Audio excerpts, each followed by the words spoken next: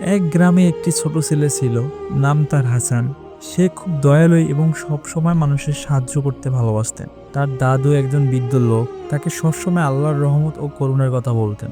একদিন সকালে হাসান ও তার দাদু বাগানে কাজ করতেছিল।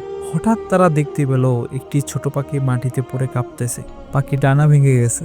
হাসান দ্রুত দাদুর কাছে ছুটে গিয়ে বলল, দাদু, আমরা কি পাখিটাকে সাহায্য করতে পারি না? দাদু হেসে বললেন, নবী করিম সাল্লাল্লাহু আলাইহিস সাল্লাম বলেছেন, তোমরা দয়ালু হও, আল্লাহ তোমাদের প্রতি দয়া করবেন। তারা পাখিটাকে নিয়ে ঘরে নিয়ে আসলো। হাসান প্রতিদিন তাকে পানি ও খাবার দিত। ধীরে ধীরে পাখিটি সুস্থ হয়ে উঠল। একদিন পাখিটি ওড়ার মতো শক্তি পেল।